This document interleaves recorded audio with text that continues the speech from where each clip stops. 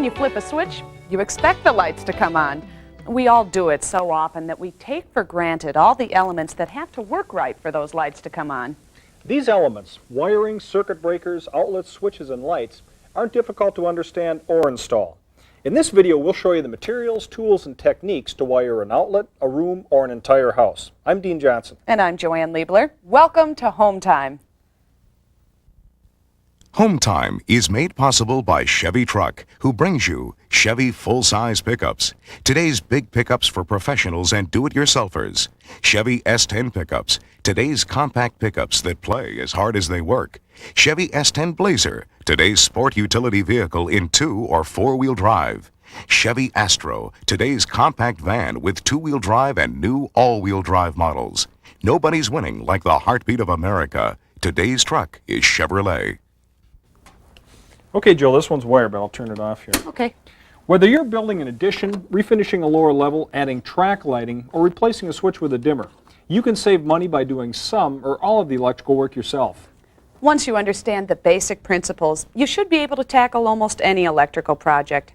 Now, electricity is dangerous, but if you take the proper precautions and use a little common sense, there's no reason not to try your hand at it. Remember that depending on the project you're undertaking, you might need a building permit and inspections, and these are important. Not only are they required to make your job legal, but in many cases work done without these can void your homeowner's insurance. So check with your local building department to see what's required in your area. Most of the time, if you own your own home and live in it, you can do your own wiring. All electrical regulations in the U.S. are based on this book, the National Electrical Code. Now, don't run out and buy this book because it takes a lot of training just to learn how to read it. And we've listed some of the most frequently cited regulations in the project guide. But if you have any doubts at all about your project, you should consult with the building department or hire a licensed electrician for an hour or two to go over your plans with you. In this tape, we're going to show you how to do a complete wiring job on a full room, in our case, a kitchen. We'll start with the rough-in, where we install boxes and run wires. Then we'll make the connections, install the devices, and install any appliances. We'll also tackle a project where we add to existing wiring. We'll be using some specialized electrical tools, but these aren't very elaborate or expensive. They include a circuit tester, a hammer, safety glasses, a right-angle drill, lineman's pliers, a sheathing stripper, a wire stripper, needle nose pliers, a screwdriver, a fish tape, and a keyhole saw. In the course of this tape, we'll show you specific precautions you should take in working with electricity. In addition, you should follow the same common sense safety procedures you would with any home improvement project. Work at a comfortable pace, wear the proper clothing, and follow the manufacturer's guidelines in using their tools and materials. All set? Yep. Okay. Let's get some things for this and other home time projects in a new all-wheel drive model Chevy Astro. We're going to a lumber yard and a nursery in the right van for the job. A roomy, comfortable Astro with a road-holding power of all-wheel drive. All-wheel drive puts all the wheels to work for excellent traction, and the system works automatically, so you don't have to push a button or shift a lever. When any of the wheels start to lose traction, power is transferred to the other wheels to help keep you going. The system is not designed for off-road use, but on a road that's slippery from rain, snow, mud, or whatever, it can make a difference in traction you'll feel. Like all new Astro passenger vans, this model has a standard 4-wheel anti-lock brake system. For the first time ever, a compact van offers both a 4-wheel anti-lock brake system and all-wheel drive, a nice combination in bad weather. Astro is the compact van to have if you want to carry a lot of people or cargo. And for easy loading and unloading, there's a big sliding door on the side. In back, the doors swing out flat. Inside, many seating and loading arrangements are possible. This luxury touring model features reclining seats that can carry up to 6 people with a standard middle and an available rear seat. All the seat backs recline. Both the standard middle and the available rear seat also have a center console that folds up to seat a passenger in the middle, so you can carry up to 8 people. And you can quickly remove both seats for over 151 cubic feet of cargo room. Plenty of space for these building materials and a load of landscaping items. Even loaded all the way, Astro is a pleasure to drive because it doesn't feel underpowered. The popular 4.3-liter Vortec V6 is standard with 150 fuel-injected horsepower. If you're thinking of getting a compact van, be sure to test drive the new Chevy Astro all-wheel drive model. With all-wheel drive, four-wheel anti-lock brakes, V6 power, and more, you'll be in one of today's most advanced compact vans. Chevy Astro is another reason today's truck is Chevrolet. And why nobody's winning like the heartbeat of America.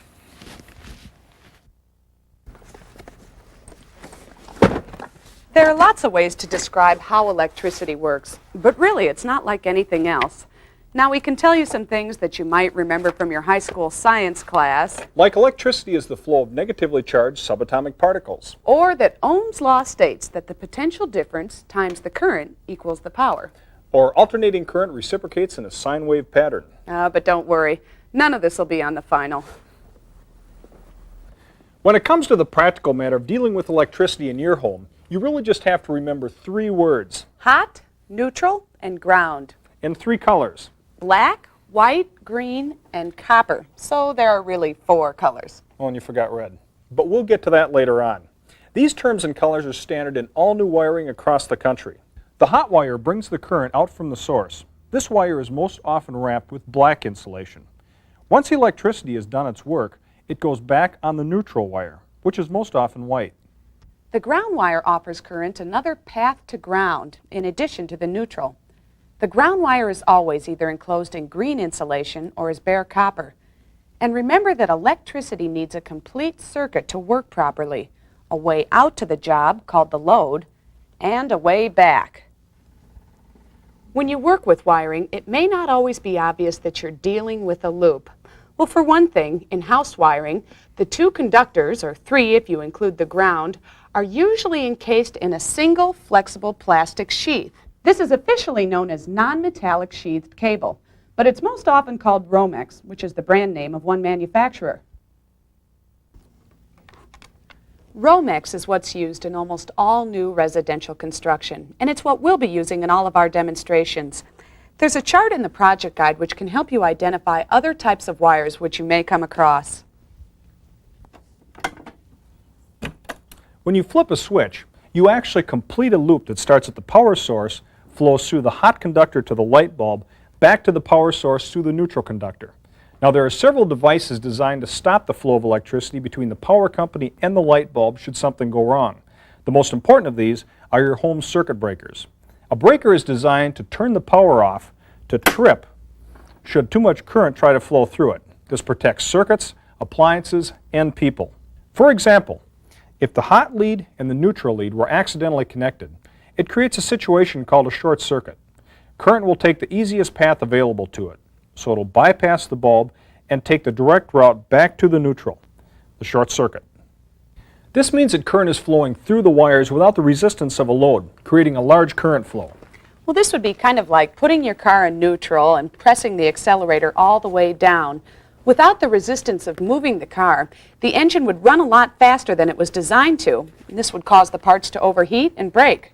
A short circuit can cause the same sort of damage by overheating the wires and burning the insulation. We'll show you on this demonstration panel. If I intentionally short out the hot and neutral leads, the circuit breaker senses the extra current and turns the circuit off. Obviously, this is only a demonstration. Never intentionally short a circuit. However, there are cases where a short circuit is preferable to an even more dangerous situation. And this is where the grounding system comes in. Well, suppose the hot lead in this toaster came loose and accidentally touched the metal case. This makes the outside of the toaster electrically hot, and there's a real risk of fatal shock for anyone who touches it. A grounding system connects the metal frame and case of the toaster to the earth. If a hot wire touches the toaster frame, it immediately creates a short circuit and trips the breaker. So the power is shut off before anyone can touch it. On grounded appliances, all the metal frames and housings will be connected to the ground wire. And in the wiring system itself, any metal conduit or boxes are also grounded. Short circuits aren't the only reason for a tripped breaker. Overloaded circuits are actually an even more common cause. Well, each circuit in a house is designed to carry a maximum load. depending on the area of the house or which appliance the circuit feeds. On our demonstration service panel, the main breaker is rated at 100 amps, and there are 15, 20, 30, and 40 amp breakers for various circuits. If too many devices are running on a circuit, it draws more current than the wiring is designed for, and the breaker will trip, shutting down the circuit. If an older house has been remodeled or large appliances have been added, you may find several types of service panels. You may also find fuses instead of breakers. Cartridge fuses are used for the main and for large appliances, and screw-in usually service the general circuits. Service panels are tricky, and they can be very dangerous, so we recommend you don't do any work inside of yours. Instead, hire a licensed electrician to do this part of the job. Now, let's take a look at what our job will involve. We're going to wire a demonstration kitchen for you. A kitchen has almost all the situations you'd run into anywhere in the rest of the house. Right now, it's in what's called the rough-in stage. This is the point in construction where the heating and the plumbing and the electrical work is done. Now, if this were a real construction project, we'd have sheathing on the exterior walls and a wood subfloor would be down. But we left these off for our demonstration. This wall will have several appliances that we have to wire for. These appliances include a refrigerator, a garbage disposal, and a dishwasher. The fridge plugs into an outlet that will mount behind it. There are two duplex appliance outlets above the counter on this wall. Under the sink is another duplex. The dishwasher and garbage disposal will plug into this, and the receptacle for the disposal will be controlled by a switch above the counter. This wall is an interior wall, so it might have a heating duct like this in it. The wall also has two small appliance outlets above the counter and a separate 240-volt line to run the oven microwave unit. In addition to having a door, there's a cooktop along this side wall, and it gets another separate 240-volt circuit. There's an outlet here, a switch to control an overhead light, and a range hood with a light and a fan. This makes for a total of 7 circuits in our demonstration room. In a real house, the light circuit would probably go on and feed lights and outlets for other rooms. And the small appliance circuits are required by code to be 20 amps. And in a real house, they'd probably also be in the dining room, where 20 amp small appliance circuits are also code. The electrical rough-in is done after the heating and plumbing rough-ins. This is because it's easier to run wires around pipes and ducts and vice versa. The first step in roughing in is to install all the boxes where there will be lights, switches, outlets, or wire junctions. There are literally hundreds of different types of electrical boxes. The most common used in residential wiring are non-metallic boxes like these. They're designed specifically for use with Romex cable. Other types of boxes, like these metal ones, are for use with various types of metal-clad cables. The chart in the project guide shows the types of boxes that may be used with different cables. Well, how about if we get started on the back wall? All right. Okay. One of the most common mistakes made by do-it-yourself electricians is using a box that's too small. The NEC has very specific rules about how large a box needs to be to hold a certain number of wires. It's a complicated subject, so we've included a discussion of it in the project guide. This particular box comes with nails mounted on the side, so it's pretty easy to attach it to the side of the stud. The box also has small spacing tabs on the side. By pushing these up against the stud, I ensure that the box sticks out just far enough to get through the half-inch drywall that'll be attached later. The box goes so that the top is 46 inches above the floor. This gets it about a foot above where the countertop will be. This box is also for an outlet above the counter, but it's going to contain more wires than the box Joanna installed, so it's a little bigger. This larger box is a 2-gang box. It'll hold a switch for the overhead light and a receptacle. It also has cable clamps where the wires enter. Cable clamps also increase the required size of a box.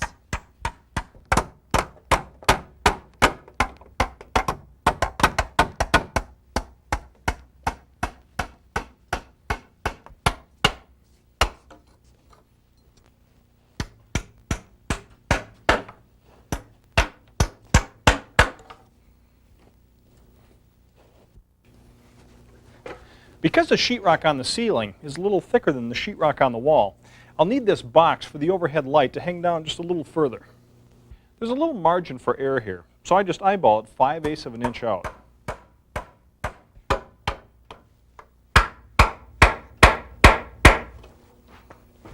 This box nailed into the side of the joist. This box which is also common, has metal supports that allow you to position it in between the joist. Once all the boxes are installed, we can drill holes through the framing for the wiring. Now this is a 1-inch bit that's attached to a 1/2-inch right-angle drill. And you'll see that it makes a hole big enough for several pieces of Romex. Okay, I'll go plug it in if you want to go to work. All right.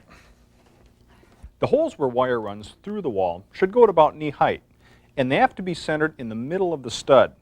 You can see that the right-angle drill makes it a lot easier to work between the studs. If the hole is too close to the edge of the stud, the screws that will hold the drywall in place might cut into the Romex and cause a short. So code requires that the hole be located at least 1.25 inches from the inside edge and 1.25 inches from the outside edge. In other words, right in the middle of the stud. I try to get the holes all at the exact same height. You'll see later that this will make pulling the cable easier.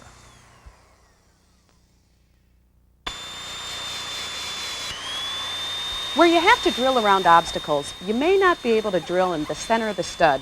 However, you're allowed to protect the wire with a steel plate. These should be available at your home center. They're required to be at least 1/16 of an inch thick. You can see that the same sort of plates are used to protect some of the plumbing. You nail them onto the stud so no one will be able to nail or screw into the Romex.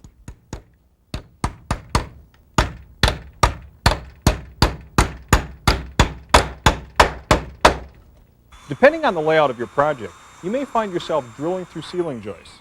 Even on thicker lumber, try to drill in the center of the piece.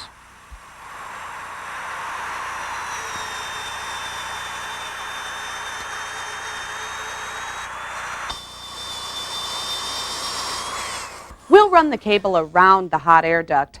We can run cable through a stud cavity that will become a cold air return for up to 6 feet.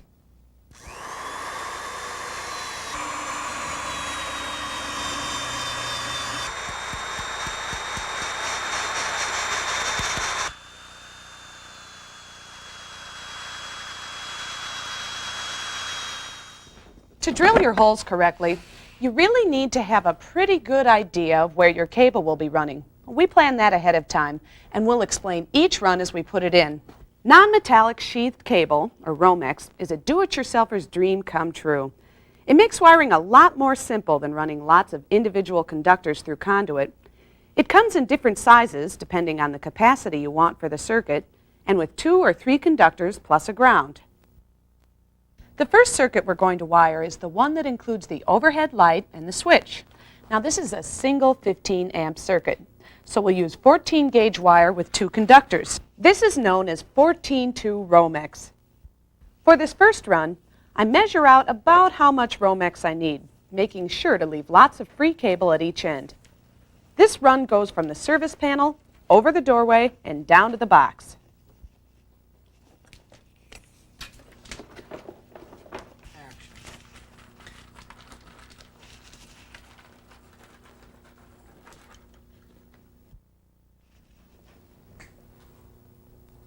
I start by running the cable through the top plate, along the stud, and down in front of the panel.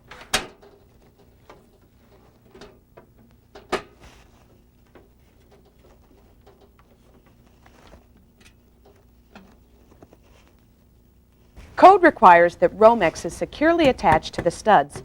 There's special staples that keep the conductors inside from getting damaged. Code also requires the staples at least every 4.5 feet.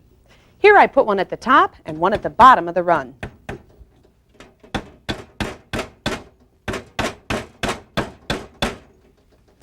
Now, we thread the cable through the holes in the ceiling joists. This run through the joist is necessary because of the doorway. Where the cable is supported by studs or joists, no staples are necessary.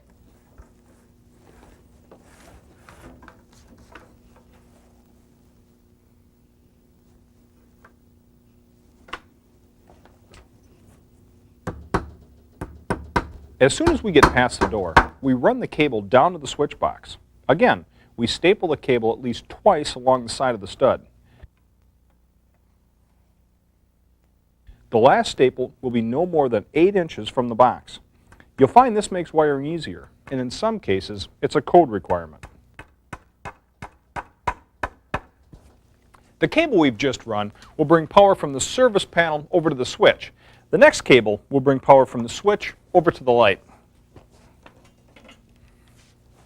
It goes along the same stud as the first cable and gets stapled into place. It's possible to staple one cable directly on top of another. It's also possible to leave all the cables loose and staple them all into place at the same time once the wiring's done. The overhead light is one joist over from where the cable comes up, so I have to run it through one more hole. I make the bend and run it along the side of the joist out to the fixture box.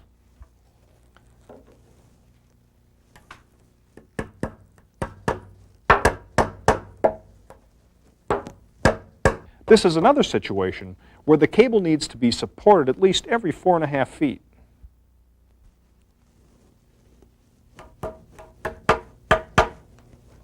Right now, we've only got 2 cables running into this box, but eventually there will be 4. So in order to keep them straight, I've labeled these first 2. This cable runs out to the light, and then this hot cable brings power in from the service panel. Now, so far this has been a pretty simple circuit, but most circuits involve more than a switch and a light and 2 runs of Romex. We also need to run power from this box to feed a range hood with a light and fan. This means another run of Romex. In a real house, you'd probably also be powering lights and additional convenience outlets in another part of the house. We run this piece down from the box. This way we can run it across to the stovetop area through the holes we've drilled at knee height, instead of working on ladders up in between the joists.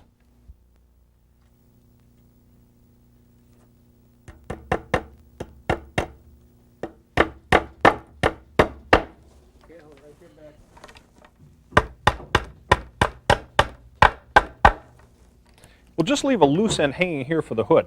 We'll come back and hook up the hood wiring to the Romex during the trim out stage, after all the cabinets and appliances are in. Now it takes care of the light circuit. Code requires 2 20-amp circuits for small appliance outlets in a kitchen and dining room. Now we could run 2 lines to the 2 circuits, but to save ourselves time and money, we'll run 1 line with 3 conductors out to the room and then split it up into the 2 circuits. I made the run from the service panel through these studs over to this box with 12-3 Romex. Now 12 means that it's 12 gauge wire, which is what's required for 20 amp circuits. And the 3 means that there are 3 separate conductors in addition to the ground. The white is the neutral, the black is 1 hot, and the red is the 2nd hot lead. The black and the red hot leads will be connected to different circuit breakers at the service panel, and the 2 circuits will share the white neutral and the ground wire. Well, you'll see what we mean more clearly once we make the final connections to the wires. We're going to use the black side to feed this receptacle, the next one down the wall, and the one near the light switch. And for this, we'll use 12-2 Romex. I run the cable down to the holes in the studs. If you've drilled your holes in a straight line, the Romex should pull through easily.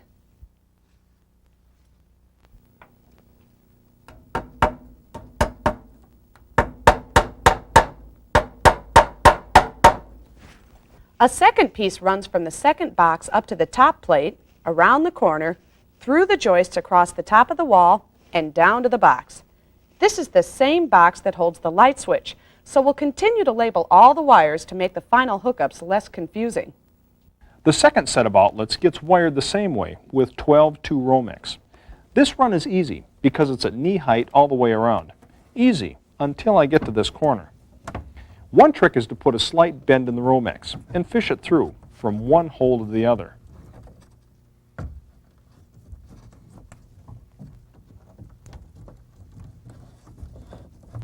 We run 12-2 Romex from the outlet on the left side of the window to the outlet on the right side of the window. Another run of 12-2 goes from the same outlet on the left of the window to the farthest right outlet on the wall, the outlet for the refrigerator. You'll see later why we use different cables for 2 outlets on the same circuit. This box is for a duplex outlet underneath the sink. A dishwasher will plug into one of the outlets, and the garbage disposal will plug into the other, and a switch for the garbage disposal is located above the sink. Dishwashers, especially those with built-in heaters, draw lots of power, so we're going to run separate circuits for the dishwasher and garbage disposal. Rather than run 2 separate cables, we'll run a 3-conductor cable carrying both circuits in on one line. And notice that we've had to drill a second set of holes for this cable. It's not unusual to find that you've got too many cables for one set of holes. Since a switch above the counter controls one of the outlets, We're running a piece of 14-2 Romex from the box below the sink to the box above the sink, which will house both the switch and one of the small appliance outlets. This is another box where we'll be smart to label all the cables to help us keep them straight.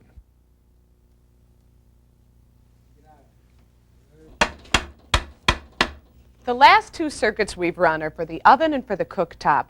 Now these are 240 volt circuits and they use a special type of cable. It's called SE cable or service entrance cable. We're using heavy cable, 8 gauge. This cable has 2 hot leads and a combination neutral ground. The neutral ground conductor is a metal sheathing that's wrapped around the other 2 conductors under the plastic sheathing. In addition, this is aluminum cable. In large sizes, it's much less expensive than copper Romex. 240 volt circuits work by combining 2 120 volt circuits. And these circuits are pretty simple to hook up since the line usually runs straight out to the appliance without any branching, boxes, or switches. For the time being, we'll leave these ends loose. Once all the cabinets and drywall are installed, we can finish the wiring. And that completes all of our cable runs for this demonstration area.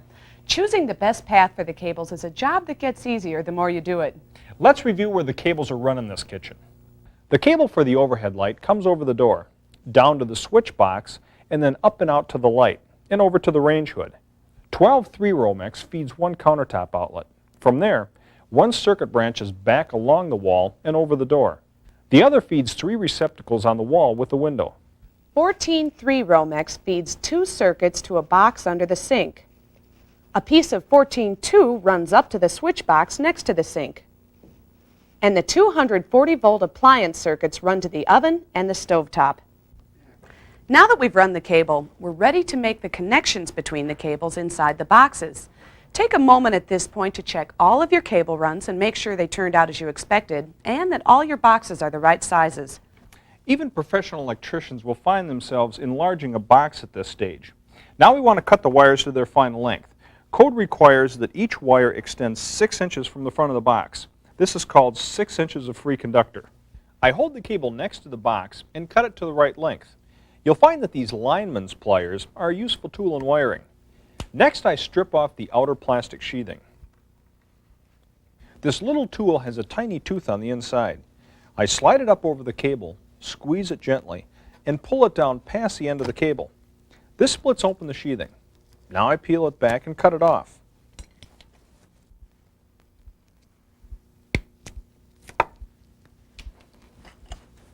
To get the wires into the box, we have to break through small plastic holes on the top called knockout tabs. You punch through the tab with a screwdriver or handle of the pliers. Now I push the wires into the box. This box also has a metal cable clamp that will hold the wires in place. I fish the conductors past these. You can see now that I cut the sheathing of the Romex so that it reaches just past the clamp. I'll cut and strip all cables that run into this box. But here's a tip. We leave one cable about 8 inches longer than we need. This will make it easy to make a pigtail, and we'll explain what this is in a minute.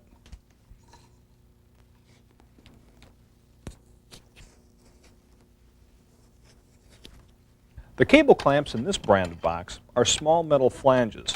Other brands may have plastic flanges or metal collars that screw down.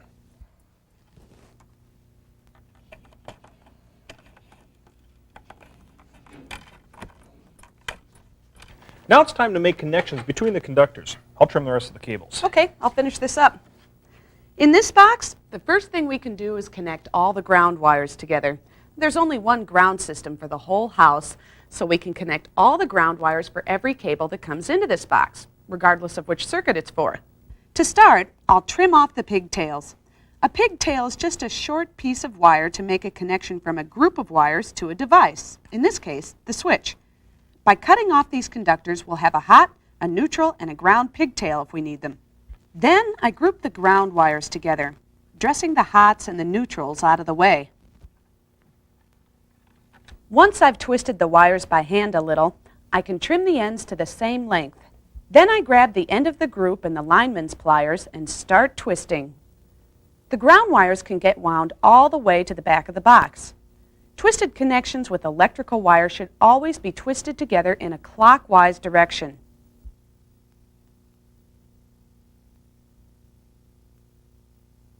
Once the bundle is twisted together, the ground pigtail is wrapped in. It takes a few more twists of the group to make this connection. Then a wire nut secures the group. The wire nut also screws down in a clockwise direction.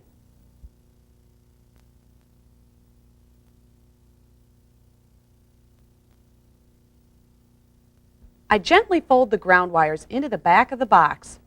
Folding wires into a box is a bit of an art, and that's one of the reasons why box sizes are so important. Make sure you use the right wire nut for the number and size of wires that you'll be connecting. The packet will tell you what sizes the wire nuts will work for. Before we make the rest of the connections, we'll strip the ends. We need to expose about an inch of bare copper on the end of each wire. The tool for this job is a wire stripper. I fit the number 14 wire into the notch, squeeze the handle, and pull the insulation off. I'm only going to strip the wires for the lighting circuit now. Actually, it's a better idea not to strip any wires until the trim out stage. We're stripping these to make a point about how to make connections. The next connection I make will be between all the white neutral wires for the lighting circuit. I hold the ends of the 3 white wires together and grip them with the pliers. Then I turn the pliers until the ends of the wires are twisted tightly together. Although grounds from different circuits can be attached together, the neutrals can't. So I leave the 12-gauge neutral for the outlet circuit separate. I secure these with a wire nut, this time using a slightly smaller size nut than the one I used on the ground wires. Wire nuts not only help keep the wires together mechanically, but also ensure that they stay in contact electrically. Then I fold these wires back into the box and out of the way. Now all that's left is to hook up our hot leads, and this is where our labeling pays off. This is the hot lead that brings power into the box. We want to attach it directly to the wire that feeds the range hood, but we want to use the switch to separate this hot lead from the black wire that feeds the light. To make the connection to the switch, I'll use the extra bit of black wire for a pigtail. Again, I twist the ends of the wires together and screw a wire nut down onto them. There. The connections for this box are finished. All that's left is to attach the devices. Normally we'd wait until the drywall and cabinets were in before we'd do this. Then we'd come back and install the switch, the outlet, and the cover plate. But for our demonstration, we'll install these now to show you why we made the connections the way they were made. And we'll start with the switch. The 2 screws on the switch are brass colored. This helps you figure out what wires attach to it. A switch always interrupts the hot side of a circuit, and black wires usually get attached to it. A brass-colored screw is a standard indication for a hot lead. To attach fixtures, I use needle nose pliers to put a small hook in the end of the wire. This hook fits around the screw, and I tighten the screw down. It's important that the hook in the wire is clockwise, so that as I tighten the screw, the action of the screw tends to pull the wire into the connection. It doesn't really matter which wire goes to which screw, as long as the hot black pigtail connects to one, and the black lead that goes out to the light connects to the other. We'll also get a little ahead of ourselves for demonstration purposes and install this simple ceiling light. The color coding of the wires makes this pretty simple. On this fixture, the ground wire connects to a green screw on the fixture strap. The 2 neutral wires are already connected, so now I connect the 2 hot conductors with a wire nut. Then I attach the fixture to the mounting strap in the ceiling box. The mounting screws connect the base of the light to the ground system. So this lighting circuit is wired and ready for power. Now let's try to picture how the current would flow through these simple connections in this box. If the power were on, the current would already be flowing to the range hood. It comes into the box in the black wire from the service panel and goes out to the hood. Assuming the hood light is on, the current then comes back into the box on the white neutral lead and then back to the service panel, a complete circuit. The current is also ready to flow to the light, but it only gets as far as a switch, which is off, stopping the current. When the switch is turned on, the current flows through the switch and out to the light. Then it comes back on the white lead, joins up with the rest of the neutral circuit, and flows back to the panel. We'll also wire up this outlet here. Now there's only one 12-gauge cable coming into the box, so we know that it feeds the receptacle even if we hadn't written it on the Romex. The receptacle has a pair of brass screws, a pair of silver screws, and one green screw. The brass screws are for the hot lead, the same color coding as the screws on the switch. The silver screws are for the neutral, and the green screw is for the ground. This color coding is pretty standard, and it's important to honor it. The ground wire is the first we hook up. The copper pigtail that we installed when we connected all the ground wires together gets a hook in the end of it, and then gets attached to the green screw. For the other two leads, we're going to use the quick connect feature of this receptacle. In addition to the screws for the leads, there are small holes in the back of the outlet. I can push the end of the lead into this hole, where a small metal flap makes the electrical connection and holds the wire in place. If you ever need to remove a quick connect wire, slip a thin screwdriver down the slot next to the hole. This releases the wire. There are quick connects for the hot and the neutral, but not the ground. This requires a screw connection. This is the last receptacle on our circuit. We still have to wire the other outlets leading up to it. Receptacles where power comes in on one cable and then travels out to different parts of the circuit on another cable get wired with pigtails. And this is probably the most common box configuration you'll find in a house. For this receptacle, the power comes in on this cable and goes out to the receptacle Dean just connected on this cable. I've connected each pair of hot, neutral, and ground wires together, and I've run an appropriate pigtail out from each connection. The pigtails will attach to the receptacle. Well, I'll get started on the GFI. All right, good. Remember the 12-3 Romex brings two circuits to this box. They'll get connected to the two legs of 12-2 Romex, which includes the boxes we've been working on. I've already connected all the ground wires together, including a pigtail to connect to the outlet. I fold the grounds into the back of the box. Now I can do the neutrals. The stripped ends get twisted together and secured with the appropriate size wire nut. This connection is where the one neutral conductor from the panel splits into two neutrals, one to feed each circuit. And I've included a white pigtail for the outlet here. Now I've got two incoming hot leads left, one black and one red. I connect the incoming black hot to a pigtail for the outlet in this box, and to the black lead that feeds the receptacles in one circuit. To wire the second circuit of receptacles, all I have to do is connect the incoming red hot lead to the black wire that goes out to feed the second circuit. The ground and the neutral for both circuits are already connected. This box is the first outlet for the second of our two small appliance circuits, and it's right near the kitchen sink, so code requires that we install a GFI receptacle. GFI stands for Ground Fault Interrupt. A GFI receptacle constantly monitors how much current is going out to a device on the hot lead and how much is coming back on the neutral. Normally, these two amounts of current are the same. In a fault situation, the dangerous current is the current that doesn't come back on the neutral. This current might be trying to return to ground through other routes, possibly through a person who's in contact with water. A GFI senses differences in current as small as 5/1000ths of an amp and shuts off the power within a 40th of a second. GFIs are required by code in basements, bathrooms, garages, outdoors, and within 6 feet of most sinks. They're wired a little bit differently than regular outlets. Well, for one thing, they've got 2 extra screws. These hot and neutral screws are labeled line. This is where the incoming power is attached. Then these extra screws, labeled load, feed power out to the other outlets. Any outlets attached to the load side will also receive GFI protection from this device. So we'll wire this receptacle to the right side of the sink to the first GFI and get GFI protection without having to use a second GFI device. However, this outlet is for the refrigerator, and it doesn't have to be a GFI outlet, and it's probably a good idea if it isn't.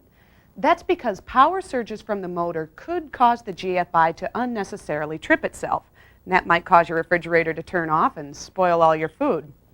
So we've run 2 12-2 Romex cables from this first box. The first one will feed this receptacle, which is the GFI outlet, and the second one will feed the refrigerator. Back in the first box, all the grounds are attached together normally with a pigtail to the outlet. The incoming neutral attaches to the neutral for the refrigerator and to a pigtail for the outlet here. The incoming hot gets attached to the black hot for the fridge and to a black pigtail for the GFI. The hot and neutral for the second GFI outlet will be attached to the load side of the GFI receptacle. If we were to install the GFI now, here's what it'd look like. Current comes in and flows directly to the refrigerator through one 12-2 Romex. Current also feeds directly to the GFI outlet through the pigtails and then goes on to the second GFI outlet through the second 12-2 Romex. There's one more cable in this box we haven't accounted for. That's the cable for the switch that controls the garbage disposal, which plugs into a receptacle under the sink. And that box has a few interesting twists to the wiring. First of all, there are two circuits being fed by a 14-3 Romex cable. That accounts for the red wire. The ground wires are already connected. The only other connection I need to make now is to connect one of the hot leads, in this case the red one, with the white lead going to the switch. It's a special case to connect a hot wire with a white wire, but it's appropriate here because we're creating a switch loop. A switch loop sends the incoming current from the hot lead out to the switch and back again before it's connected to any device, like a light or an outlet. Let's install this outlet to see how it all works. Before I make any connections, I have to separate electrically the top and bottom outlets on this receptacle. This is done by breaking the small metal tab between the screws on the hot side of the receptacle. Once this piece is removed, each outlet will require its own hot conductor. Now I connect the ground and the neutral conductors to the receptacle. I'm left with terminals for two hot wires. I connect the black hot lead coming back from the switch loop to the terminal for one receptacle. This way, half of the outlet will be controlled by the switch. The second black wire brings power straight from the panel, and I'll connect it to the terminal for the other receptacle. This means that it will always be on, and we'll plug the dishwasher into this. When you create a switch loop, it's important that you send the current out on the white lead to the switch so that it comes back on the black lead. This way, the hot lead will be a black wire where it makes its final connection to the device. There are a few other configurations for switch loops. Check the project guide for illustrations of some others. Well, we're done with the rough-in. Now remember that normally at this stage we wouldn't have put in any lights or switches or outlets. And the few that we did install are for demonstration purposes only. And now we'll just have to take them out. With the rough-in complete, we neatly tuck all the wires back into the box. If this were a real construction situation, the next electrical work wouldn't happen until all the drywall, cabinets, and plumbing fixtures had been installed. And of course we'd need to get a rough-in inspection before the drywall goes in. That way we could make any corrections now instead of ripping off drywall later to make them. Our demonstration shows the basics of roughing in 7 circuits. In a complete house, there might be up to 30 circuits, so the scope would be entirely different. In fact, let's take a look. If a house has a basement, you'll often find that most of the cable runs are made here. Groups of several cables can be run to various points under the first and second floor, where it's easy to run them up to wherever they're needed. The trim out is the last step in a new electrical installation. You can see that all of our finish work is done. Now we can finally hook up all the switches, receptacles, light fixtures, and appliances. We've mounted the boxes properly because they're flush with the surface of the drywall, or a little behind it. Code allows the boxes to be recessed up to a 1/4 inch back from the drywall. This part of the job is pretty simple. Just consult your plan and hook up the appropriate device to each box and put on the cover plate. The color coding on the screws makes this pretty easy. If it isn't clear on the fixture you're dealing with, well, then there are other indications. The ground screw connects to the mounting strap. It's a hexagonal screw and it's often labeled with the letters GR. The hot side of an outlet is always on the side with the shorter slot on the face, and the neutral side always has the longer slot on the face. Each outlet box should have 3 free wires. These get attached straight to the appropriate terminals on the device. Although there are 2 hot and 2 neutral screws on the side of the outlet, we only use one of each. Some people use both screws to avoid making a pigtail. We don't recommend this. The only exception would be on our outlet under the sink, where each hot screw feeds half of the outlet. There's only a little bit of detective work left when you have to trim out a double box, like this one that has both a light switch and an outlet. I have to look at the groups of wires and figure out the left group is for the receptacle, since it contains a hot, neutral, and ground from one piece of Romex. The remaining 2 black leads are for the light switch. The 2 switch leads can go on either switch terminal. And make sure you install the switch so that it's off when it's flipped down. The switch for the disposal is a case where we connect a white lead to a switch terminal. Remember that it's not a neutral. It's part of a switch loop up from the outlet below the sink. For this GFI outlet, the pigtails connect to the line side. The 12-gauge wire feeds the other 20-amp GFI protected outlet. When you screw a fixture down, the metal straps at the top and bottom should rest on the drywall. Don't screw them down any farther. Connecting the rest of the devices should be straightforward until we get to the large appliances. Making the connections that feed the cooktop and the oven are a little different. For one, the wires into these appliances run through armored cable coming out of the back of the units. Because of this, we have to use metal boxes to make the connections between this cable and the SE cable that comes from the service panel. The SE cable has been run into the cabinet next to where the oven microwave unit will go. First, I slide a cable clamp up the cable and tighten it. Now is also a good time to strip off the sheathing.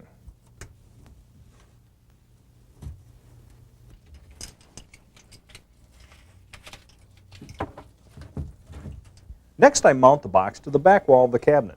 It helps that the SE cable has been run out of the wall right next to a stud. This way I can screw the box securely into the stud. Unlike the boxes we mounted in the walls, this is called a surface-mounted box. I secure the SE cable to the box by tightening down the lock nut for the cable clamp.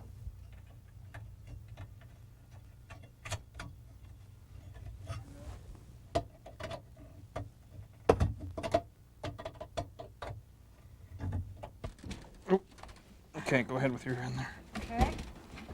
How you doing? Through? One last push ought to do it. There. Okay, I'll pull the cable through. The armored cable from the appliance comes into this cabinet through a hole that's been drilled between the two cabinets.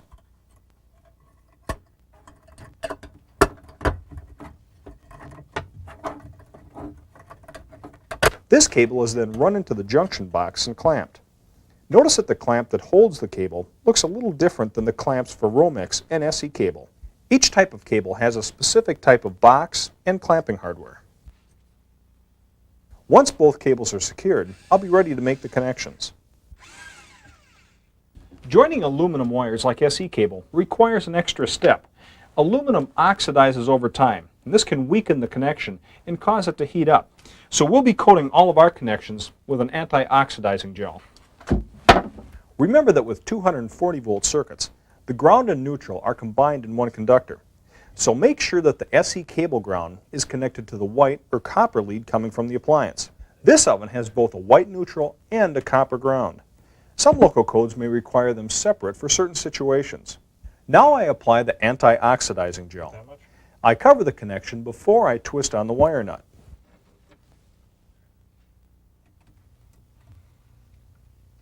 The two hot leads are joined to the hot leads from the appliance. One thing that makes 240-volt circuits simple is that it doesn't matter which hot supply lead goes to which appliance hot lead.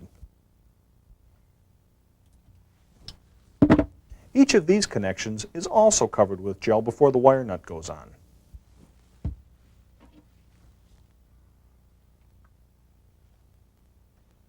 The last step is to put a cover over the box. Covers are required on every box in a house. Since this junction box doesn't have a device, like a switch or an outlet, we use a solid cover. Appliance junction boxes are sometimes installed on the wall directly behind the appliance. In this case, they have to be in a place where there's a recess in the back of the unit. The advantage to the way we've done it is we're still able to access the box without having to pull out the appliance. We'll install the junction box for the cooktop the same way. This time we'll install it in the cabinet underneath the cooktop. We're also ready to connect the range hood, and I've already mounted it under the cabinet. The electrical connections are pretty easy to make. The cables are run into the unit as it's mounted. Once inside, there are just the 3 basic conductors coming in. The incoming ground goes around a green ground screw.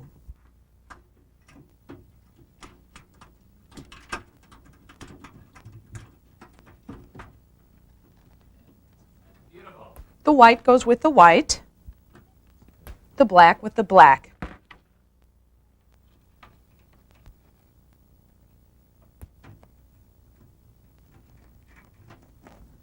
A cover holds all the wires in place under the hood.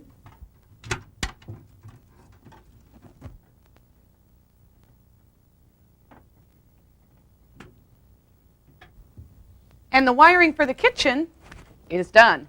All we have left is the wiring at the service panel. Tying into the main service panel can be a bit intimidating. We recommend that you have a licensed electrician handle this part of the project. And while you're at it, have the electrician look over the rest of your project too. The electrician will begin by connecting the incoming leads.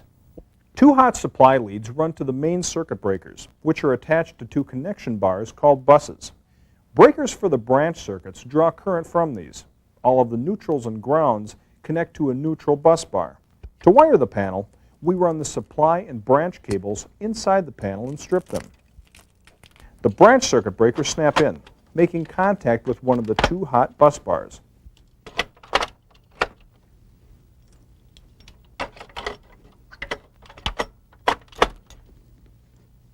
A copper ground wire runs out to a stake in the ground or to the house's cold water pipes, depending on local codes.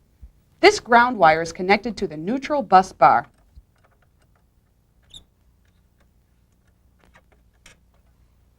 And since this is a service entrance panel, the metal case of the panel is connected to the neutral bar with a short strap. The incoming neutral conductor also connects to the neutral bus, usually with a special lug.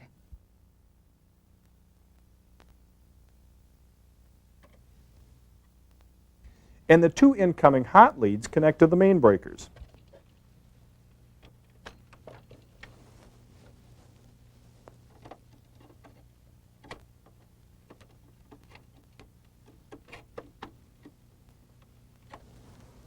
All of the neutrals and grounds from the branch circuits connect to the neutral bus bar. This only happens in a main panel. A sub-panel will be wired differently. The individual hot leads are connected to the individual breakers.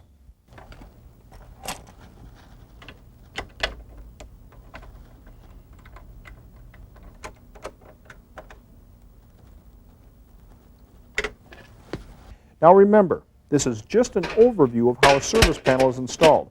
Don't try this yourself. Hire an electrician. Now there's one important distinction between a main panel and a sub-panel we feel you should be aware of.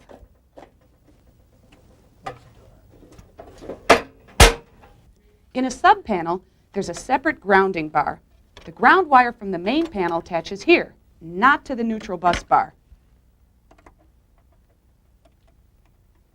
There's a separate neutral lead from the main panel that attaches to the neutral bus.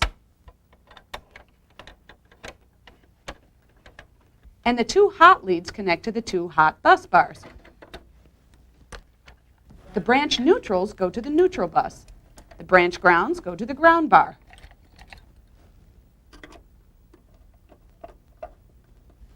And the branch hots go to the individual breakers. Now, back to our main panel. All of our breakers are still turned off. The panel is powered, but the circuits aren't.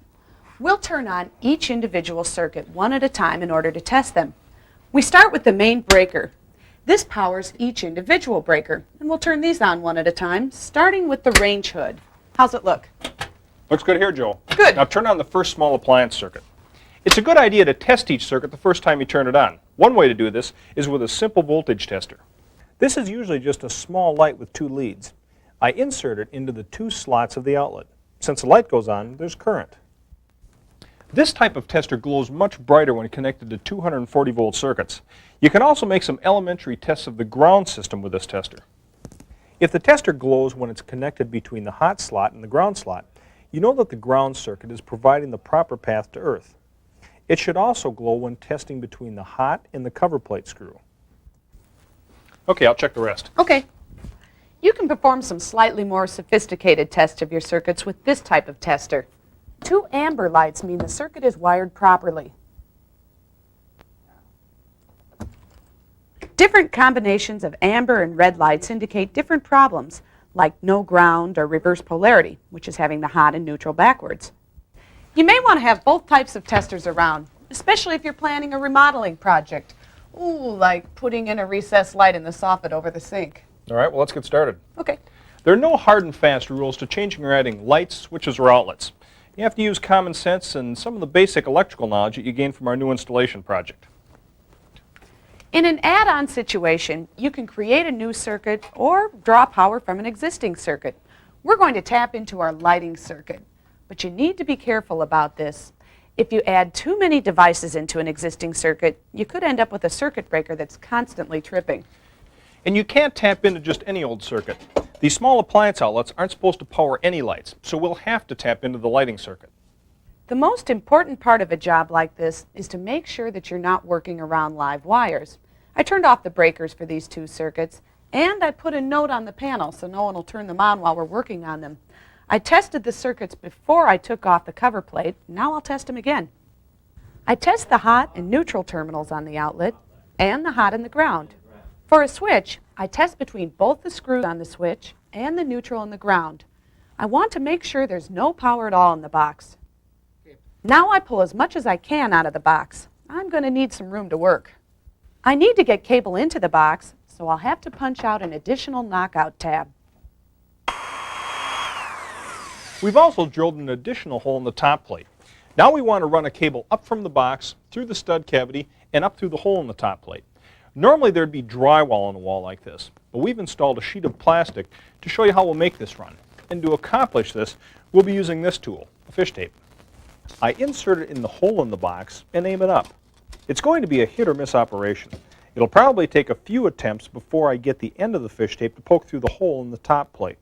It helps if one person works the tape and one person waits for it on top. Okay, got it.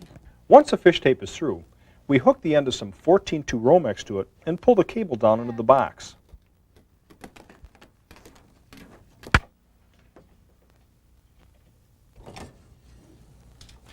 Okay, I got it, Joe. We could have run power for our new light a couple of different ways. We could have run a new cable from the service panel. We could have installed a junction box and run a cable from it. Or we could have chopped out some of the drywall to make the threading of the cable a little easier. Now, we'll just run the cable across the ceiling to the other side of the room. Most rooms will have either an attic above them or a basement below. These are usually the best and easiest ways to run cable horizontally. In an attic, you may have to pull aside some insulation to find and run the cables, and be careful to walk only on the joists. We'll need some new holes at the top of the wall for cables. In addition to holes through some joists, there has to be a hole down into the stud cavity where we'll put the switch.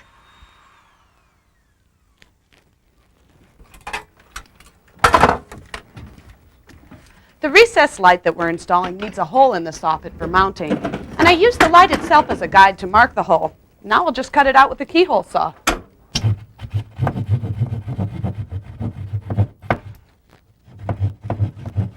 We're installing a new switch box also. This requires another hole in the wall.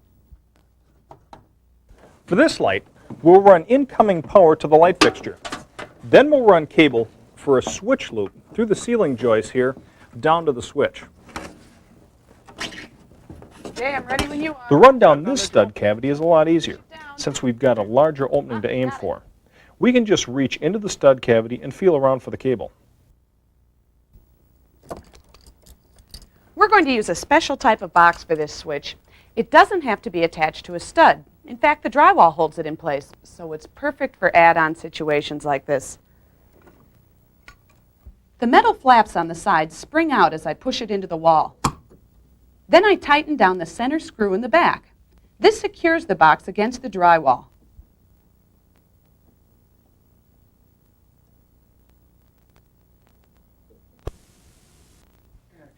Because we've created a switch loop, the connections in the light are similar to the connections we made in the switched outlet for the disposal. All the grounds and all the neutrals are connected together. However, the incoming hot is connected to the white wire going to the switch. Then the black wire returning from the switch connects to the black lead for the light. To mount this light, I slip it up into the opening.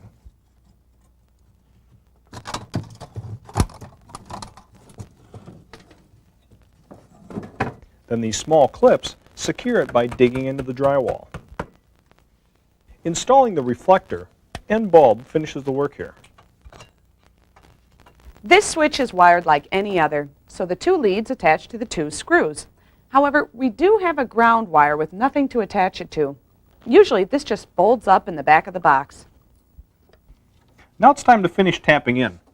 We'll connect our new cable to the cable running power for the lighting circuit into the box.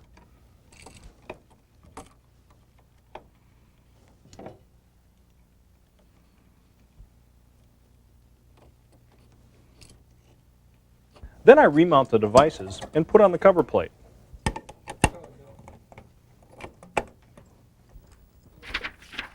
Okay, Dean, I'm turning it on. Okay, this works here. Good. The switches we've installed so far are simple two-way switches, but a common feature of most homes is a set of 3- or 4-way switches. These allow you to run a device, usually a light, from 2 or more locations, and the theory behind them is pretty clever. These switches operate by directing the current down one of 2 possible paths. These 2 paths are made up of wires called travelers.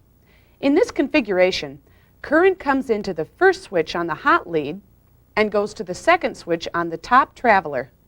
Throwing either switch stops the flow of the current and turns off the light. But even if the current has been stopped by throwing the first switch, the second switch can still turn the light back on by completing the circuit on the bottom traveler. So 2 3-way switches can control the same light. Adding another type of switch, a 4-way switch, allows even more switches to control one light. A 4-way switch simply reverses the connections between the 2 travelers.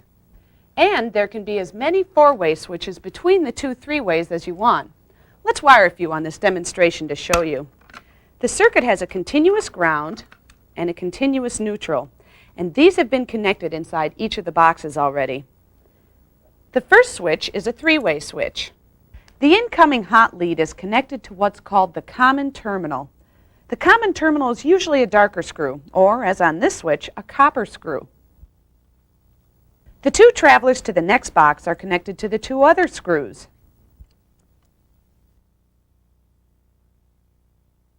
The ground, neutral, and 2 travelers are carried to the next switch through a piece of 14-3 Romex. The 2 hot leads in this cable, the red and the black, are the travelers. The second box gets a 4-way switch. The toughest part of wiring a 4-way switch is determining how the screws are paired. Here, you see we have 2 copper screws and 2 brass screws. Most often, one pair of travelers is connected to the screws at the top of the switch, and the other pair, which leads to the next switch, connects to the screws on the bottom.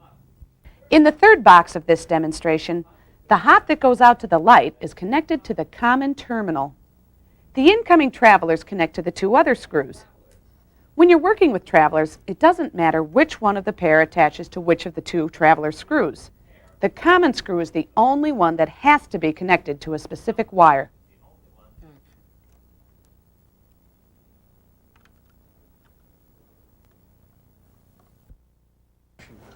Okay, Joe, the circuit's hot. Okay, think we're ready for a test. Works. Good. 3- and 4-way switches may not always be wired so that the power travels through all the switches to get to the light. So once you're familiar with the concepts involved in this configuration, check the project guide where we show you a few other possible configurations. We've tried to show you as many wiring configurations as we can, but every wiring job is going to be different. We hope you'll be able to take the techniques and principles that we've demonstrated and apply them to your own wiring situations. Whatever job you do, make sure you thoroughly research local codes. Most inspectors are happy to answer questions, and always work with a permit. If you don't, not only is it illegal and dangerous, but it could also void your homeowner's insurance. And scout around for an electrician who's willing to work with you. Well, someone who will do the work inside the service panel and check out the rest of your project. And remember, watching one videotape isn't going to make you an overnight expert. Don't be afraid to do more research and ask questions. So good luck with all your home improvement projects. I'm Dean Johnson. And I'm Joanne Liebler. Thanks for watching.